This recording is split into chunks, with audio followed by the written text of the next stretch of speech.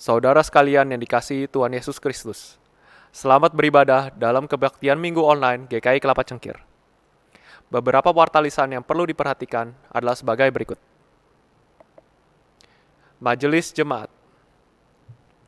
Pada tanggal 21 Maret 2021, 6 penatua akan mengakhiri masa pelayanannya sebagai penatua GKI Kelapa Cengkir, Jakarta, yaitu Penatua Roy Sudibya Wahana, Penatua Koko Subianko, Penatua Hiskia Probo Wicaksono, Penatua Olivia Elena Hakim, Penatua Patricia Lamidin, dan Penatua Yunita Chandrawati.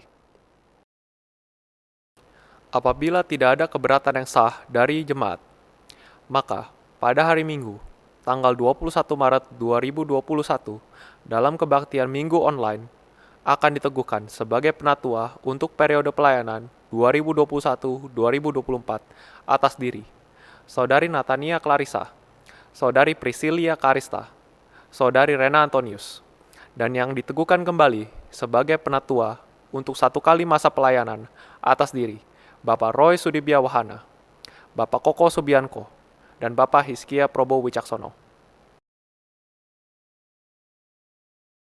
Paskah 2021. Rangkaian acara Paskah 2021 GKI Kelapa Cengkir dengan tema Menjadi Manusia Paskah. Selengkapnya dapat dibaca dalam Warta Jemaat Online hari ini. Mohon dukungan saudara sekalian. Panitia Paskah 2021 menyediakan paket berisi beberapa keperluan pendukung kegiatan masa raya Paskah di rumah. Jemaat atau simpatisan dapat mengirim pesan melalui WA atau DM Instagram GKI Kelapa Cengkir. Paling lambat 14 Maret 2021 untuk mendapatkannya atau dengan mengisi link berikut ini.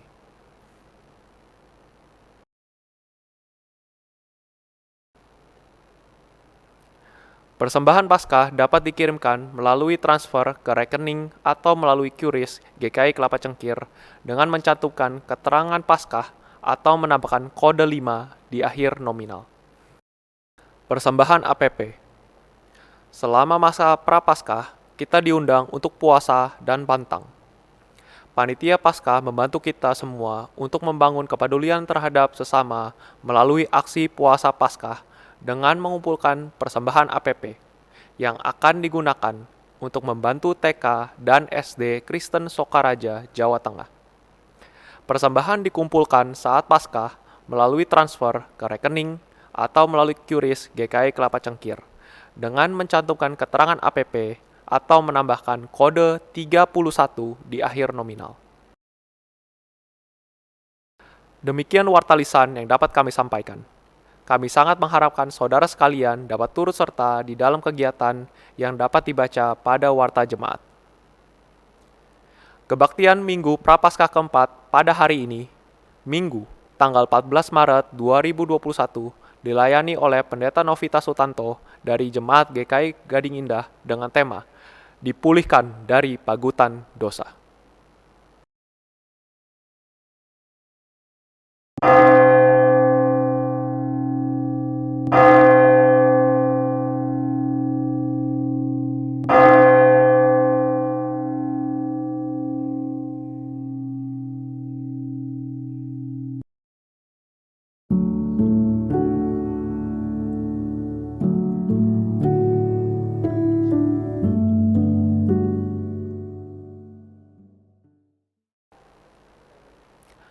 Umat yang dikasihi Tuhan, seiring dengan 4 lilin yang masih menyala, di mana sebuah lilin akan dipadamkan kembali.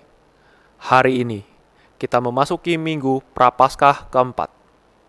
Semakin dekat kita melangkah untuk mengingat dan menghayati cinta Tuhan Yesus.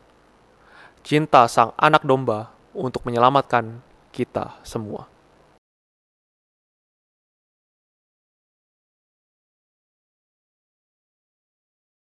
Ketika kita memadamkan lilin ini, kita mengakui kegelapan dan pedihnya kehidupan yang dipenuhi dengan berbagai dosa, di mana banyak kehidupan dijalani dengan membiarkan diri dibelenggu oleh hawa nafsu dan keserakahan.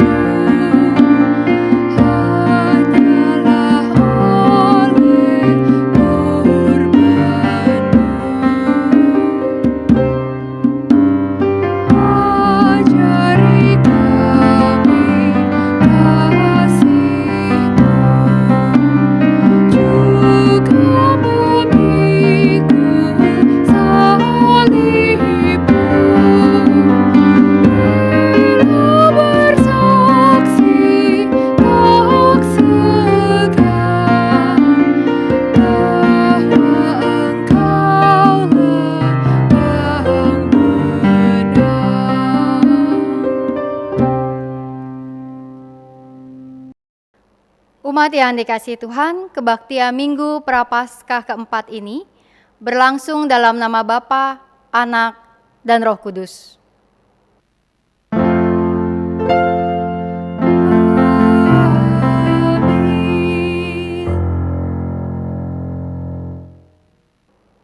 Tuhan beserta saudara. Dan beserta saudara juga.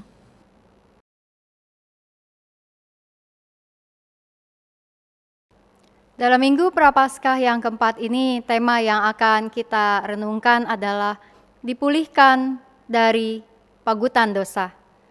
Mari kita menyimak apa yang disampaikan oleh Yohanes 5 ayat 24. Aku berkata kepadamu, sesungguhnya barang siapa mendengar perkataanku dan percaya kepada Dia yang mengutus aku, ia mempunyai hidup yang kekal dan tidak turut dihukum, sebab ia sudah pindah dari dalam maut ke dalam hidup. Mari kita mengakui dosa kita di hadapan Tuhan. Kita berdoa. Allah yang Maha Kasih, kami bersyukur atas kasih karunia-Mu yang menyelamatkan kami, menebus kami dari dosa-dosa kami. Kami menyadari Tuhan, kami adalah umat yang tak sempurna.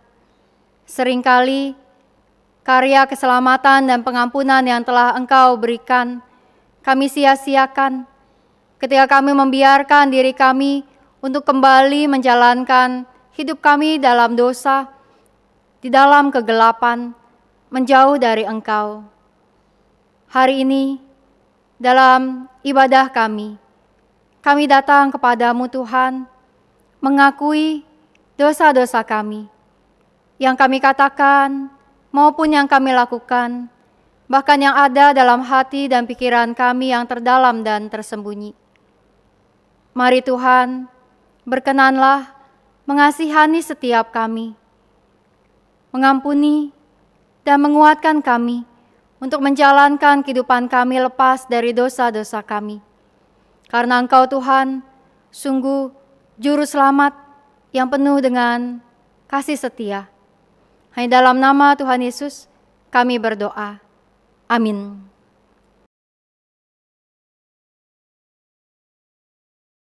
Umat yang dikasihi Tuhan, kepada kita yang telah mengaku dosa dengan segenap hati, dengarkanlah berita anugerah dari Efesus 2 ayat 3b sampai ayatnya yang ke-7. Pada dasarnya kami adalah orang-orang yang harus dimurkai, sama seperti mereka yang lain. Tetapi Allah yang kaya dengan rahmat, oleh karena kasih-Nya yang besar, yang dilimpahkannya kepada kita, telah menghidupkan kita bersama-sama dengan Kristus. Sekalipun kita telah mati oleh kesalahan-kesalahan kita, oleh kasih karunia, kamu diselamatkan. Dan di dalam Kristus Yesus, Ia telah membangkitkan kita juga dan memberikan tempat bersama-sama dengan Dia di sorga. Supaya pada masa yang akan datang, Ia menunjukkan kepada kita kekayaan kasih karunia-Nya yang melimpah-limpah sesuai dengan kebaikan-Nya terhadap kita dalam Kristus Yesus. Demikianlah berita anugerah dari Tuhan. Syukur kepada Allah.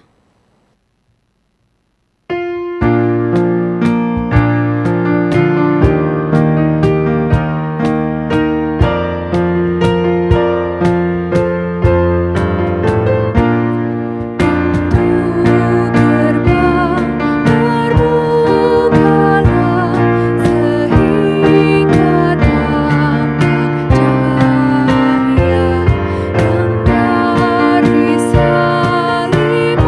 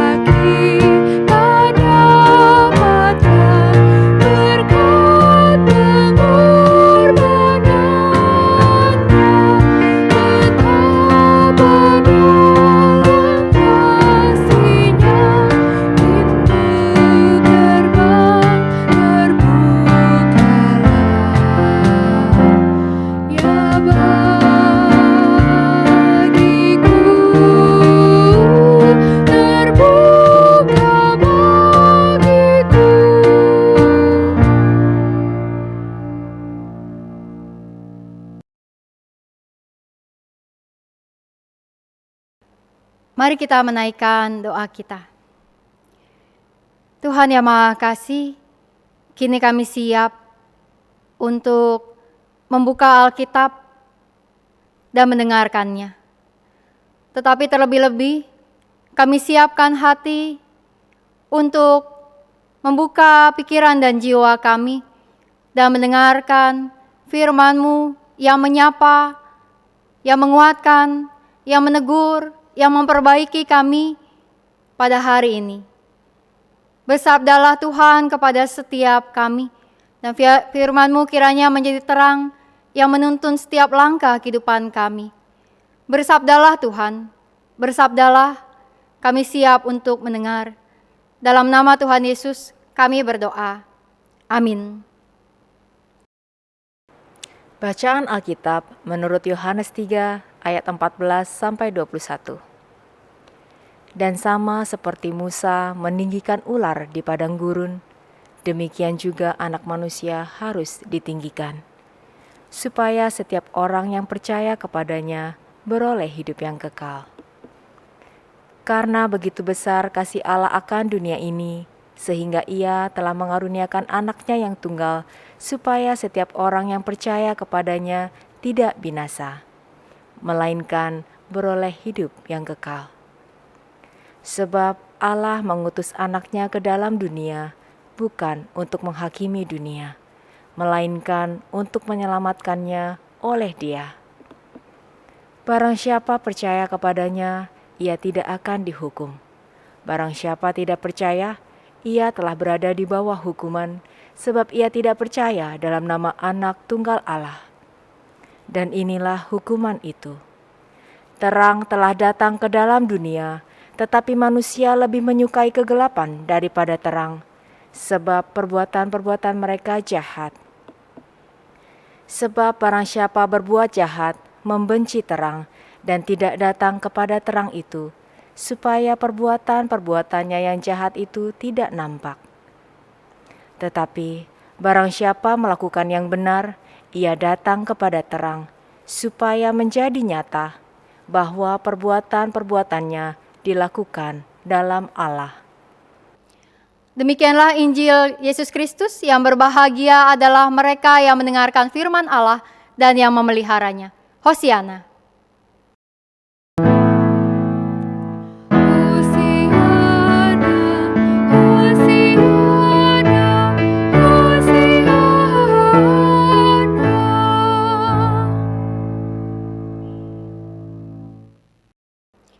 Ibu bapak, saudara-saudari, dan GKI Cengkir yang dikasihi Tuhan, di dalam tema pada hari ini dipulihkan dari pagutan dosa.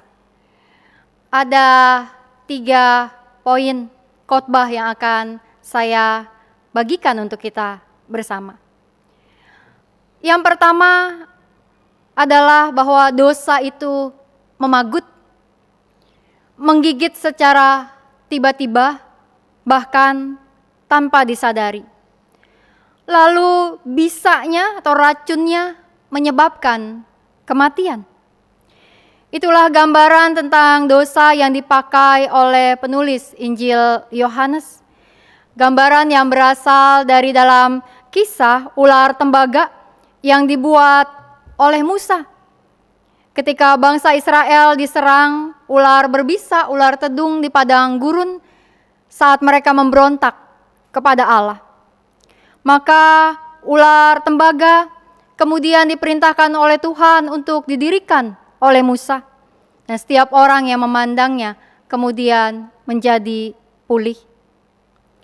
Ular tembaga itu kemudian hari pada zaman Raja Hizkia dalam kitab 2 Raja-Raja diceritakan dihancurkan karena menjadi sembahan, bahwa orang-orang justru membakar korban-korban persembahan bagi ular tembaga tersebut dan bukan berfokus kepada Tuhan yang menyelamatkan. Dan ular tembaga yang didirikan oleh Musa, yang bisa menyelamatkan orang-orang yang saat itu terpagut, terkena bisa ular tedung, bukanlah karena ular tembaga itu sendiri yang punya kekuatan magis, yang punya sebuah kekuatan luar biasa, kekuatan ajaib untuk menyembuhkan. Namun yang menjadi kesembuhannya adalah ketika mereka memandang ular tembaga itu sebagai tanda kepercayaan mereka kembali untuk taat dan mendengar apa yang Allah mau sampaikan kepada mereka dan mengikuti apa yang Allah kemudian nyatakan. Pagutan dosa membinasakan. Dan pagutan dosa itu mengancam setiap kita, bahkan mendera kita. Ketika kita berontak kepada Allah, ketika kita lebih percaya kepada berbagai ramalan-ramalan yang ada dibandingkan firman Tuhan, ketika kita mengingkari janji-janji suci pernikahan kita di hadapan Tuhan, kita berdosa.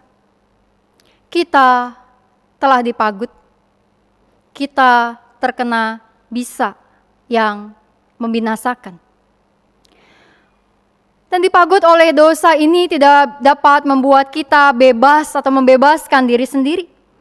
Kita perlu kuasa dari luar diri kita yang menolong kita untuk lepas, untuk pulih. Kehadiran Allah dalam rupa Yesus Kristus adalah kehadiran untuk menjadi pembebas manusia dari dosa. Pagutan dosa itu kadang tanpa kita sadari dan membuat kita untuk terus nyaman berada di dalamnya. Ketika kita sedikit demi sedikit berbohong, tapi kemudian kita terus menumpuk kebohongan kita, bahkan kemudian hidup dalam kebiasaan berbohong kepada teman, kerabat, kolega dalam pekerjaan, juga kepada keluarga dan orang-orang yang kita kasihi. Pagutan dosa itu membinasakan, menghancurkan hubungan kita dengan Tuhan, menghancurkan hubungan kita dengan sesama, dan menghancurkan diri kita sendiri. Karenanya, mari kita menyadari dosa-dosa kita dan bersiap untuk melepaskan diri kita dari dosa-dosa dengan tetap mengingat poin yang kedua, yaitu bahwa Yesus memulihkan. Gambaran ular yang diangkat di atas tiang menjadi gambaran bagi Yesus yang kemudian mati di atas kayu salib. Dalam ayat yang ke-14 firman Tuhan mengatakan, sama seperti Musa meninggikan ular di padang gurun, demikian juga anak manusia harus ditinggikan.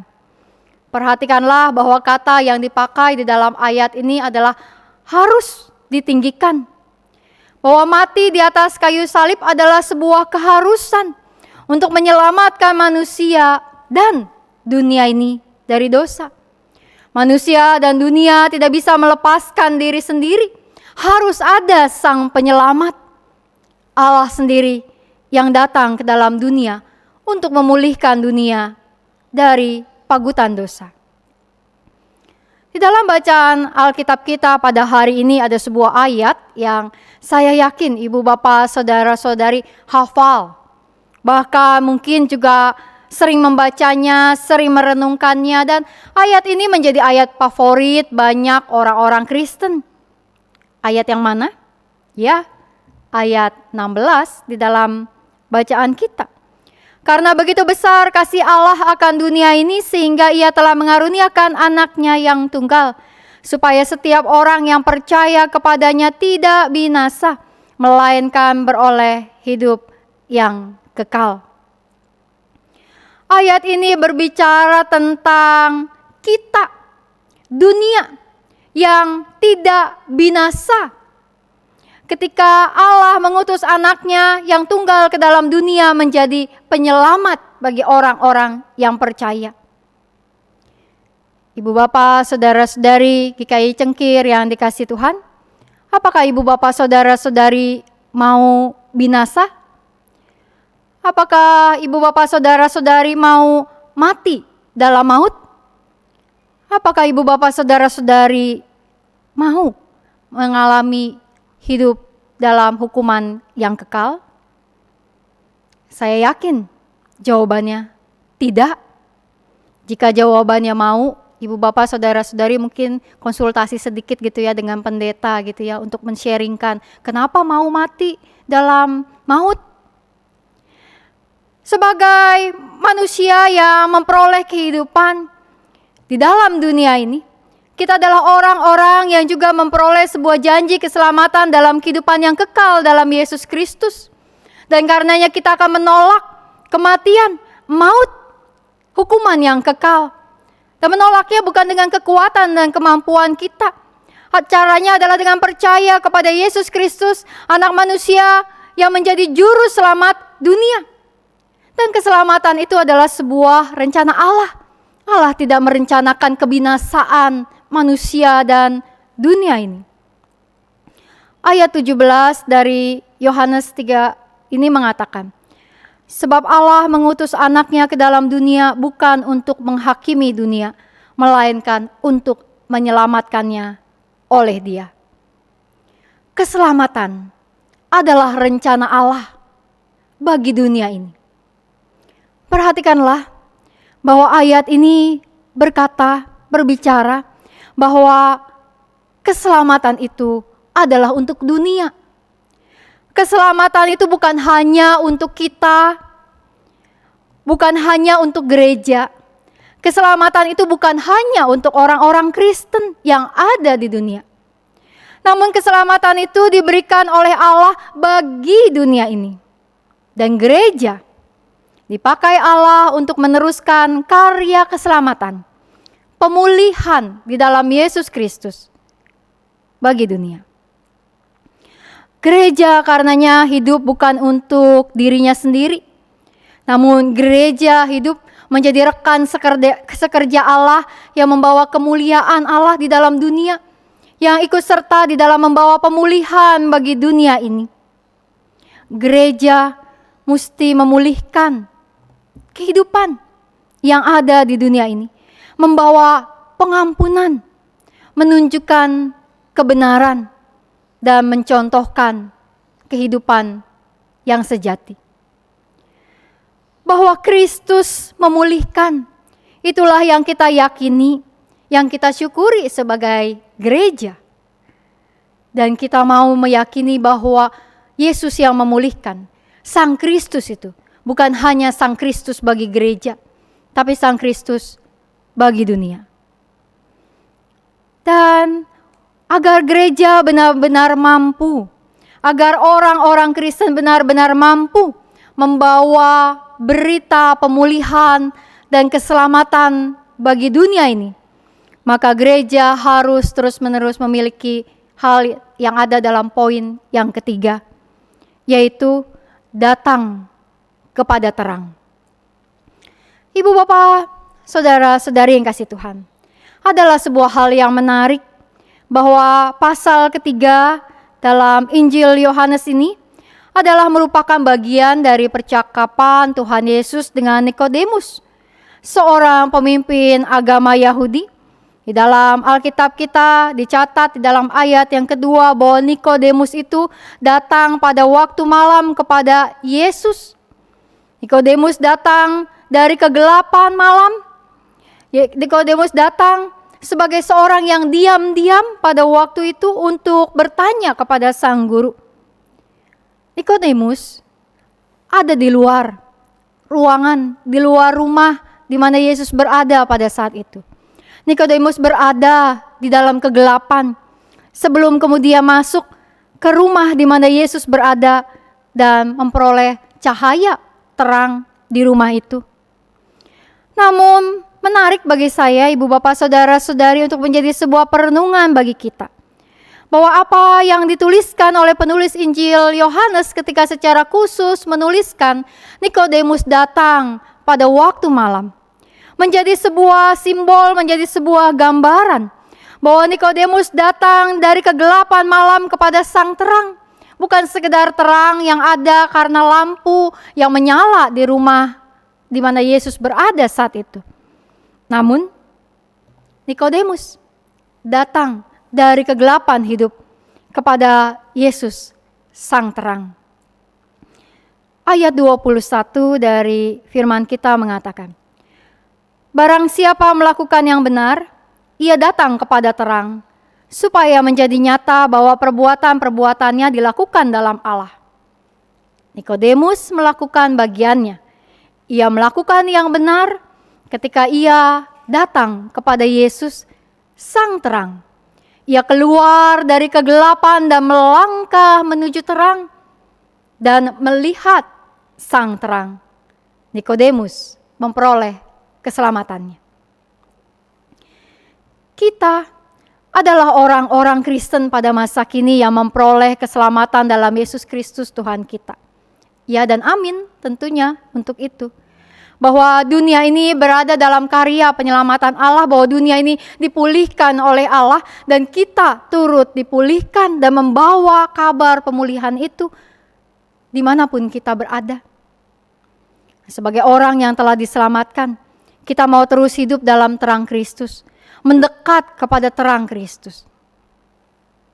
Hari ini, lagu pengutusan kita di dalam tata ibadah adalah dari Kidung Jemaat 169, berjudul Memandang Salib Rajaku. Lagu pengutusan ini diambil dari lagu terjemahan karangan Isaac Watts yang hendak mengingatkan bahwa memandang salib Kristus bukan hanya pada saat kita berdosa. Karena kita berdosa, kita takut dihukum oleh Allah. Lalu kita merasa bersalah dan dosa itu terus membuat kita kepikiran, dosa itu membuat kita merasa tertekan. Lalu kita kemudian datang mengaku dosa kepada Tuhan, meminta pengampunan, tersungkur di hadapan salib Tuhan. Setelah seminggu menjalankan aktivitas kita dan kita tahu bahwa ada banyak dosa yang kita lakukan, di dalam ibadah hari Minggu kita mengaku dosa-dosa kita dan memohon pengampunan dari Tuhan. Memandang salib Sang Raja. Nanti ketika ibu bapak saudara-saudari menghayati, menyanyikan kembali Kidung Jemaat 169 ini di bagian akhir ibadah, mari kita merenungkannya. Bahwa memandang salib Sang Raja adalah ketika kita terus membawa karya keselamatan itu dalam diri kita. Memandang salib Kristus bukan hanya pada saat kita berdosa lalu datang kepada Kristus untuk memohon pengampunan. Namun memandang salib Sang Raja adalah ketika kita di dalam sepanjang kehidupan kita terus membawa karya keselamatan itu dalam hati dan pikiran kita. Sehingga kita menghindarkan diri, menjauhkan diri dari perbuatan-perbuatan kegelapan, dari dosa yang membinasakan. Ibu bapak, saudara-saudari GKI Cengkir yang dikasihi Tuhan, dimanapun berada. Minggu Prapaskah 4 ini menjadi penguat dan pengingat bagi kita. Tinggalkan dan tanggalkan dosa-dosa dari hidup kita. Dosa-dosa yang mungkin kita pikir, dosa kecil, remeh-temeh, orang lain juga lakukan. Sebuah dosa sekecil atau sebiasa apapun, dia tetaplah dosa. Apalagi dosa-dosa kita yang besar. Tinggalkan dan tanggalkan dosa-dosa yang menghancurkan kehidupan kita, relasi kita, hubungan kita dengan Tuhan, dan menghancurkan hubungan kita dengan sesama kita, dan bahkan menghancurkan diri kita sendiri. Yesus menginginkan agar dunia dan kita memperoleh pemulihan. Dan Allah terus memanggil kita untuk hidup dalam terang-Nya. Dan sungguh kita adalah bagian dunia yang telah diselamatkan oleh Allah dalam Yesus Kristus, Sang Raja. Kita adalah orang-orang yang telah memperoleh keselamatan itu. Kita adalah orang-orang yang telah dipulihkan. Tinggalkan, tanggalkan dosa-dosa kita.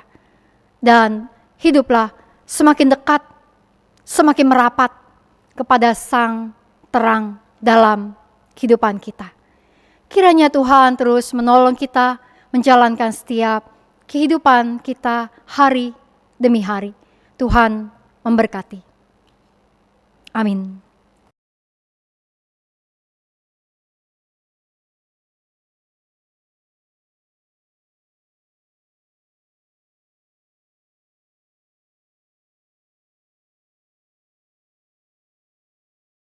Marilah kita bersama dengan umat Allah di masa lalu, masa kini, dan masa depan, mengingat pengakuan pada baptisan kita menurut pengakuan iman rasuli. Aku percaya kepada Allah, Bapa yang Maha Kuasa, Khalik langit dan bumi, dan kepada Yesus Kristus, Anak yang tunggal Tuhan kita, yang dikandung dari Roh Kudus, lahir dari anak darah Maria, yang menderita sengsara di bawah pemerintahan Pontius Pilatus, disalibkan, mati dan dikuburkan, turun ke dalam kerajaan maut. Pada hari yang ketiga, bangkit pula dari antara orang mati, naik ke surga, duduk di sebelah kanan Allah, Bapa yang Maha Kuasa. Dan dari sana ia akan datang untuk menghakimi orang yang hidup dan yang mati. Aku percaya kepada Roh Kudus, gereja yang kudus dan am, persekutuan orang kudus, pengampunan dosa, kebangkitan orang mati, dan hidup yang kekal. Amin.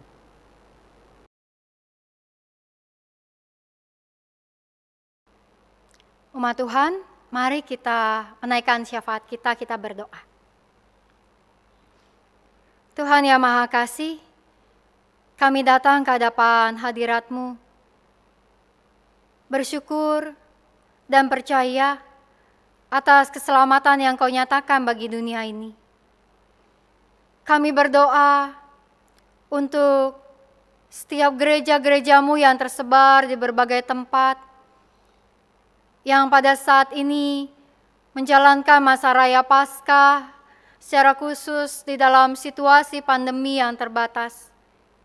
Tapi kami percaya bahwa kuasa dan kasih-Mu tidak terbatas dan dapat terus menyapa, menguatkan, meneguhkan setiap hati umat-Mu dimanapun berada. Tuhan yang Maha Kasih, berkatilah setiap panitia Paskah, tim-tim digital, para pelayan-pelayan ibadah di dalam masa-masa pandemi ini, agar melalui apa yang mereka lakukan dan kerjakan, sungguh firman-Mu dapat tersebar, kemuliaan bagi nama-Mu semakin dinyatakan. Kami berdoa ya Tuhan untuk dunia ini, di dalam setiap perjuangan kami bersama-sama mengatasi pandemi. Kiranya kami dapat terus saling mendukung dan menguatkan semua upaya-upaya penanganan, proses vaksinasi yang dijalankan di negeri kami, kesadaran masyarakat, kebijakan-kebijakan pemerintah, kiranya segalanya menjadi baik adanya. Kami berdoa untuk setiap teman, sahabat, kerabat, bahkan keluarga kami yang mengalami sakit di masa-masa pandemi ini, baik karena virus COVID-19 maupun karena berbagai penyakit lainnya yang membuat mereka harus menjalankan perawatan dan pengobatan. Tuhan, biarlah Engkau yang terus menopang dan memulihkan. Kami percaya bahwa Engkau terus menemani di dalam masa-masa ini, karena Engkau adalah Allah yang terus setia menjaga dan memelihara. Kami berdoa untuk setiap petugas-petugas medis, tenaga-tenaga kesehatan, di dalam tugas mereka, di dalam kesehatan dan waktu yang mereka gunakan untuk terus menjalankan pekerjaan mereka. Kiranya segalanya berada dalam perlindungan dan penyertaan Tuhan. Tuhan, kami berdoa juga untuk GKI Cengkir di dalam setiap pelayanan yang dilakukan. Berkatilah seluruh penatua dan pendeta, komisi-komisi, anggota jemaat, simpatisan, dan karyawan, biarlah dapat terus saling bahu-membahu di masa-masa ini, menjadi kekuatan satu dengan yang lainnya, untuk menaikkan doa-doa dan menopang di dalam semua kehidupan yang dijalani. Biarlah bahkan GKI Kelapa Cengkir dapat menjadi kesaksian dan berkat di dalam lingkungan sekitar gereja, bahkan dimanapun setiap umat-Mu GKI Cengkir berada pada saat ini, dalam lingkungan RT RW mereka, dalam lingkungan pekerjaan, bahkan ketika berada di dalam perawatan-perawatan di rumah sakit atau tempat-tempat isolasi. Biarlah setiap anggota, simpatisan umat GKI Kelapa Cengkir dapat terus juga melakukan apa yang baik, membawa kesaksian bagi nama Tuhan, dan juga dapat terus meneguhkan dunia ini untuk bersama-sama berjalan menghadapi segala sesuatu yang ada dengan kekuatan yang dari Tuhan. Kami menaikkan doa-doa kami Tuhan karena kami percaya Engkau mendengar setiap doa kami dan Engkau menjawabnya. Hanya dalam nama Tuhan Yesus Kristus Sang Juru Selamat, kami berdoa. Amin. Marilah kita menyatakan syukur kepada Tuhan melalui persembahan. Nas persembahan diambil dari Kolose 2 ayat 7. Hendaklah kamu berakar di dalam Dia dan dibangun di atas Dia. Hendaklah kamu bertambah teguh dalam iman yang telah diajarkan kepadamu, dan hendaklah hatimu melimpah dengan syukur. Saudara sekalian dapat memberikan persembahan melalui transfer ke rekening Majelis Jemaat GKI Kelapa Cengkir maupun scan QRIS GKI Kelapa Cengkir.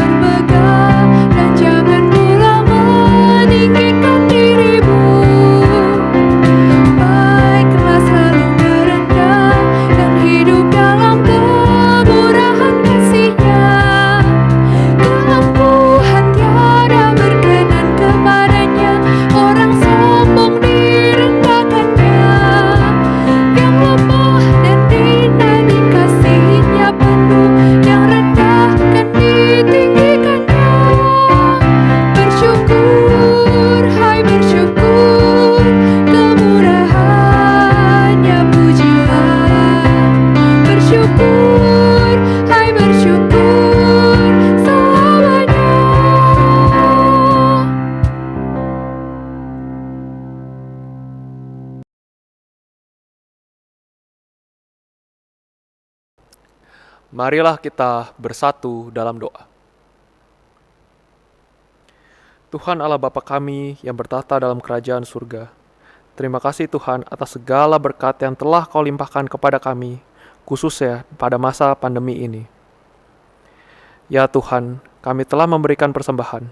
Berkatilah persembahan ini agar dapat menjadi berkat dan dapat memperluas kerajaan-Mu di muka bumi ini. Terima kasih ya Tuhan. Di dalam nama Tuhan Yesus, kami telah berdoa dan mengucap syukur. Amin.